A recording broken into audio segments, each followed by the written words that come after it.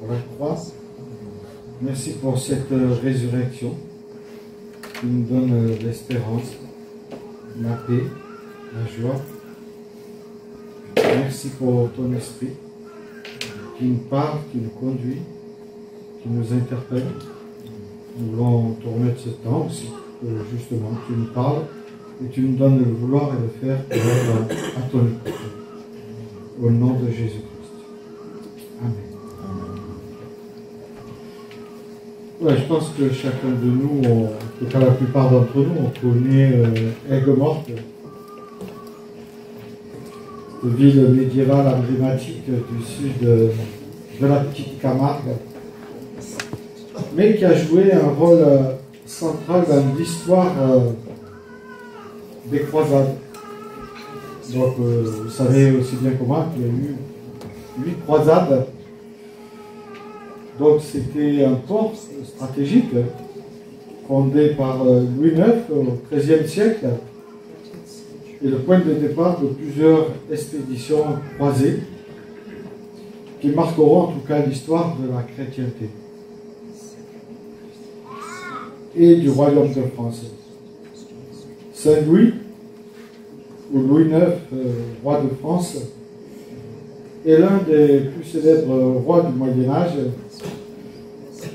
tout simplement pour sa piété. On dit qu'il avait une forte piété, une forte justice, moi j'ai mis entre parenthèses, et il avait un engagement très fort pour les croisades, puisqu'il a fait lui-même 2 croisades. Il avait un but bien précis, c'était libérer la Terre Sainte, en Terre Sainte, en particulier le Saint-Sépulcre, lieu de crucifixion, de l'ensevelissement, lieu de la résurrection du Christ. Bien sûr, ces croisades, c'était à Jérusalem. Saint-Louis, on dit qu'il était quelqu'un de passionné. Et parfois, malheureusement, sa passion est allée un peu trop loin. Je dirais qu'il a sacrifié sa mission pour sa passion. Au nom d'une foi, au nom de la passion, il est parti en croisade et la 2e croisade a été un échec et il est décédé lors de sa 2e croisade. Et je vous invite à lire dans Exode chapitre 2, versets 11 à 14. Exode chapitre 2, versets 11 à 14. Lorsque Moïse fut adulte, il alla rendre visite à ses frères de race et fut témoin des pénibles travaux qu'on leur imposait. Il vit un Égyptien qui rouait de coups l'un de ses frères hébreux. Après avoir regardé d'un côté et de l'autre pour voir s'il n'y avait personne, il frappa l'Égyptien à mort et l'enfuit dans le sable. Le lendemain matin, il revint et aperçut 2 Hébreux qui se battaient. Alors il dit à celui qui avait tort, « Pourquoi frappes-tu ton compagnon ?» Celui-ci répliqua tout de suite, « Mais qui t'a nommé chef et juge sur nous? Veux-tu aussi me tuer comme tu as tué l'Égyptien ?»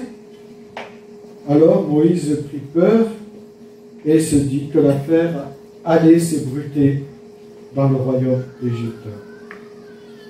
Un autre passage, c'est celui de Actes 16, au chapitre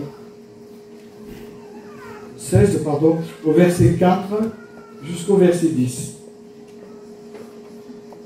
Dans toutes les villes où il passait, il communiquait aux frères les décisions prises par les apôtres et les responsables de l'église de Jérusalem, en leur demandant de s'y conformer. Et les églises s'affermissaient dans la foi et voyaient augmenter chaque jour le nombre de leurs membres. Ils traversèrent la Galatie, Phrygienne, parce que le Saint-Esprit les avait empêchés d'annoncer la parole dans la province d'Asie. Parvenus près de Mysie, ils se proposaient d'aller à Bithynie, mais là encore l'Esprit de Jésus s'opposa à leur projet. Ils traversèrent donc Mysie et descendirent au port de Troas. Là, Paul eut une vision au cours de la nuit. Un Macédonien se tenait devant lui et le suppliait: viens à Macédoine et viens à notre secours. Voilà deux passages assez fascinants, deux histoires extraordinaires, une de l'Ancien Testament, qui parle de serviteurs de Dieu, l'un animé d'un désir profond de libérer son peuple de l'oppression égyptienne, l'autre porté par son zèle, par ce désir d'annoncer le salut avec une certaine stratégie qu'avait Paul, et là, sa stratégie, c'était d'aller en Asie et en Bithynie. J'aime beaucoup ces deux récits car ils nous invitent à une réflexion profonde pour nous-mêmes sur la tentation humaine qu'on pourrait avoir d'agir de manière indépendante, sans attendre le temps ni les moyens que Dieu met à notre disposition. Ces deux passages nous mettent en garde, je le crois, contre le risque de laisser cette passion qu'on peut avoir, ce zèle qu'on peut avoir pour Dieu personnellement, prendre le pas sur la mission que Dieu veut nous confier aux uns comme aux autres. Personnellement, la passion peut prendre le pas sur la mission divine que Dieu veut nous confier. Même lorsque cela semble, à première vue, juste et inspiré de Dieu. Qui pourrait dire que Paul n'était pas inspiré de Dieu? Et pourtant, le Saint-Esprit va l'arrêter à 2 reprises. Alors qu'il avait prié avec des frères et des sœurs pour savoir quelle stratégie employer et quelle ville pour annoncer l'Évangile, voilà que le Saint-Esprit l'arrête. Savoir attendre le temps de Dieu pour notre mission, on appelle cela le kairos, le temps opportun. Il y a toujours un temps opportun pour aller là où le Seigneur désire que nous allions. Mais arrêtons-nous un instant sur Moïse, ce prince égyptien élevé dans la cour de Pharaon, avec toutes les connaissances qu'il avait, mais en grandissant, il découvre ses véritables origines. Il est hébreu. Ce sang qui coule dans ses veines l'attache profondément à ce peuple et le rend particulièrement sensible à leurs souffrances, qu'il ne cessait d'augmenter de la part des Égyptiens. Et lorsqu'il a 40 ans, donc ce n'est pas un gamin, il est dans la force de l'âge, on pourrait dire, là, il est témoin d'une grande injustice. Il voit un Égyptien qui frappe un Hébreu. Et là, il croit bien faire. Saisi d'indignation, lui-même agit avec violence, mais avec une violence extrême, puisqu'il le tue. En secret, il cache, il enfouit le corps dans le sable. Un peu comme les secrets de famille qu'on veut cacher et qui finissent toujours par ressortir tout le temps. Il pense que personne ne l'a vu. En tout cas, il est persuadé. Et puis après, il apprend qu'on l'a vu. Moïse se voyait comme un libérateur, et c'est assez intéressant parce que le livre d'Actes, chapitre 7, versets 20 à 25, nous le présente justement, avant que Dieu l'ait envoyé, il se présente comme un libérateur lui-même. Libérateur de son peuple, porté par son propre zèle, sincère, mais on oublie qu'il n'a pas encore été façonné par Dieu. Dieu, c'est ce grand potier qui veut façonner chacun de nous. Donc on voit très bien que sa passion est réelle. Mais comme toutes les passions, quand elle n'est pas soumise à Dieu ou à son esprit, alors elle peut devenir quelque chose de néfaste. Et pourtant, Dieu va patienter avec lui. Il va le former dans le désert pendant 40 ans. Et il va appeler Yahvé son Seigneur. Et vous remarquez que dans le livre des Actes, au début, il est question d'accepter Dieu comme son Seigneur et pas comme son Sauveur. Ça vient après Sauveur. Mais souvent, nous disons qu'il faut accepter Dieu comme Sauveur. Non, Jésus nous dit de calculer la dépense. Parce qu'être un enfant de Dieu, ça signifie vouloir se plier à son Seigneur. Moïse va être façonné par Dieu. Il aura du zèle au départ, avant d'être façonné, mais sans discernement, comme le dit si bien l'apôtre Paul dans Romains 10, au verset 2. Cet épisode, en tout cas, me rappelle avec force que la mission confiée par Dieu ne s'improvise pas. Même si elle est portée par de bonnes intentions, même si elle est portée par un zèle aimant. Moïse, on le voit très bien dans ce premier passage où il a 40 ans. Moïse a agi de lui-même sans avoir reçu cet ordre divin, cette certitude de Dieu. Alors que Dieu ne l'avait pas envoyé parce que ce n'était pas encore le temps de la délivrance du peuple d'Israël. Et c'est pour ça que son meurtre est découvert, il doit fuir en exil, dans le désert, à Madian. Un temps de retrait, un temps de formation nécessaire avec Dieu. Ça a duré 40 ans. On pourrait se dire, mais pourquoi Dieu attend qu'il ait 80 ans pour entrer dans la mission? Donc en tout cas, ça signifie qu'il n'est jamais trop tard pour partir en mission. On n'a plus d'alibi. Un temps de retrait, de formation. Et ce n'est qu'au buisson ardent, dans l'Exode 3, qu'il entend l'appel divin retentir. Et là, sa mission va devenir authentique.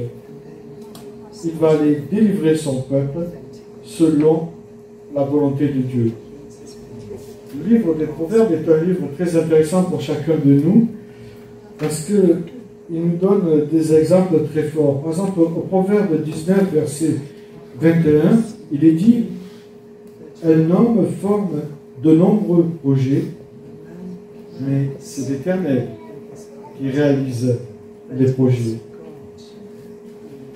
Un peu avant, au Proverbe 16, verset 1 à 4, il est dit « L'homme fait des projets, et c'est bien de faire des projets, nous devons avoir des projets.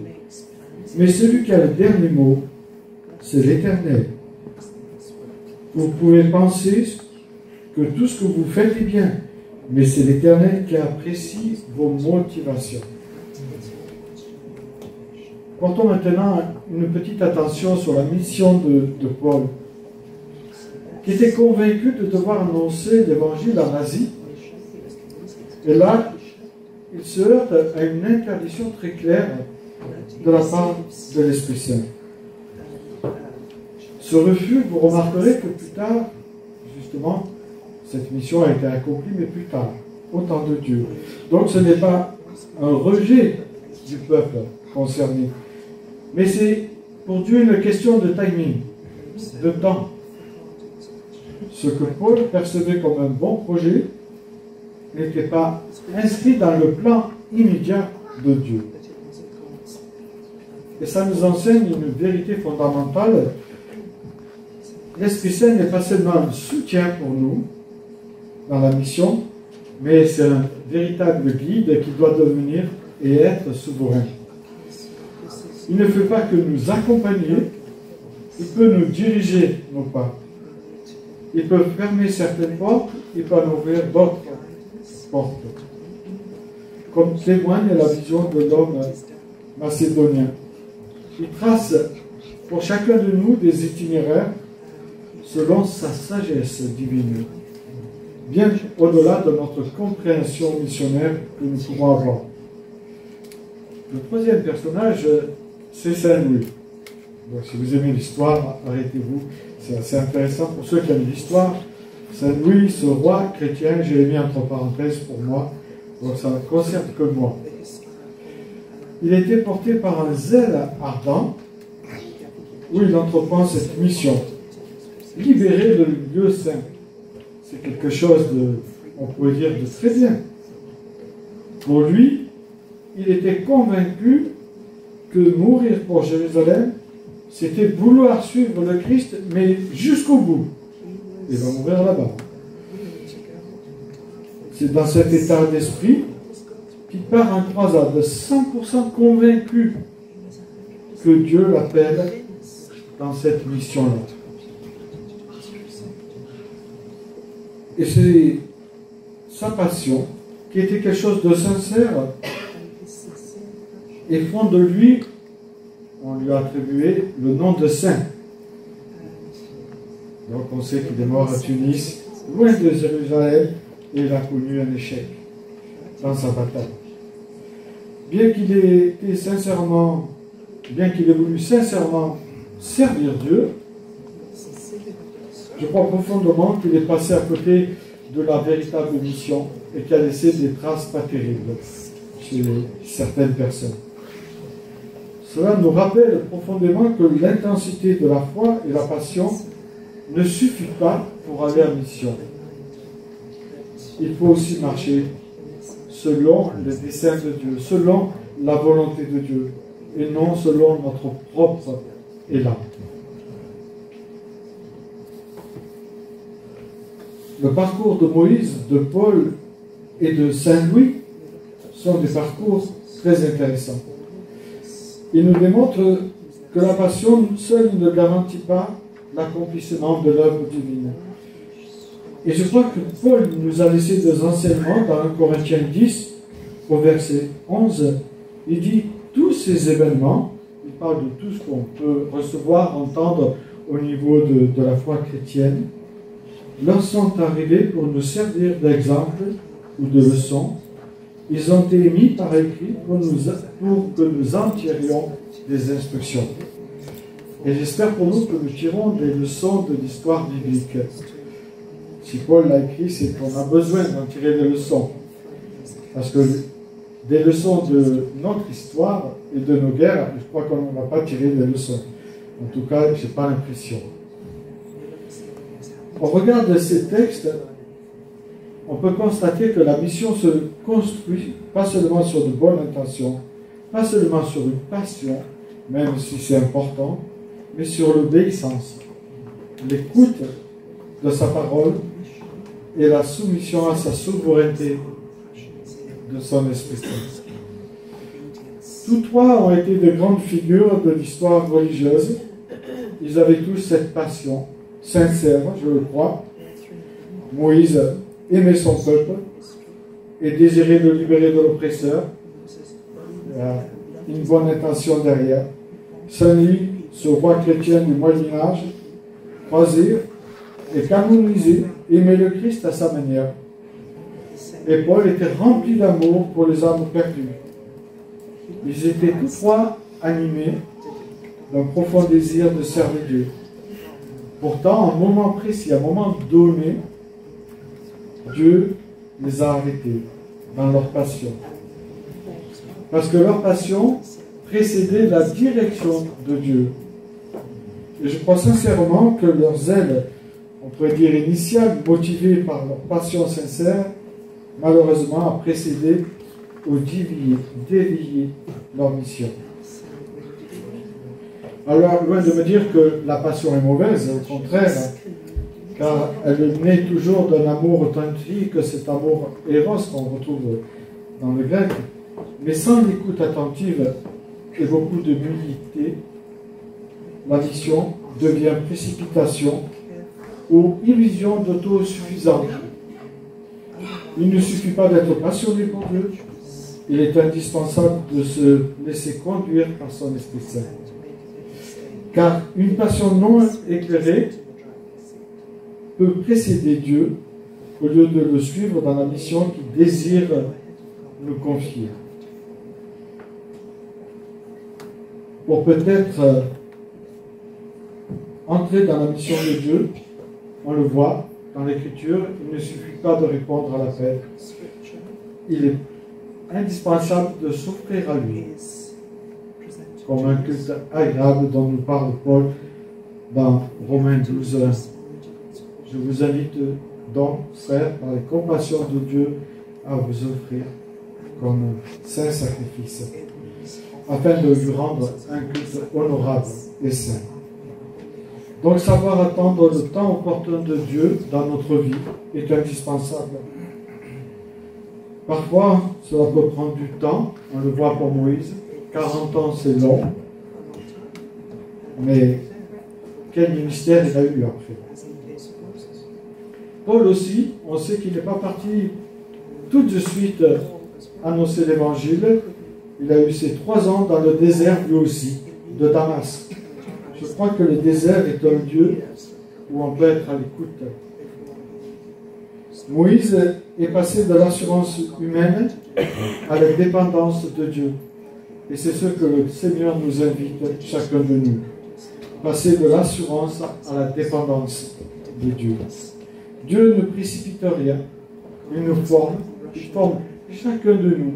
Il forme chacun de ses serviteurs dans le secret, avant de les envoyer dans une mission visible. Moïse est passé de prince à berger, n'oublions pas. Ce fut pour lui une école d'humilité, de silence, de patience, de désert. Le succès de Moïse et de Paul ne repose pas sur leur capacité, le disent eux-mêmes, mais sur la présence de Dieu pour accomplir la mission que Dieu leur a confiée. Dieu ne nous appelle pas à agir vite, mais à agir juste au bon moment. Ainsi, nos passions deviennent fécondes lorsqu'elles sont soumises à la mission que Dieu veut nous confier. Je vous invite à prier. Seigneur notre Dieu, nous voulons te dire merci pour le privilège d'avoir ta parole. Merci pour ce précieux don que tu nous as fait à la personne de Jésus-Christ.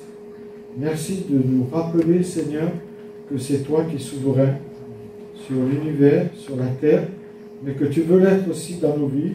Et je te prie pour chacun de nous, afin que vraiment, ton Esprit Saint soit souverain et que nous puissions être à l'écoute de ce que tu attends pour chacun de nous. Je te demande cela dans le nom de Jésus-Christ. Amen.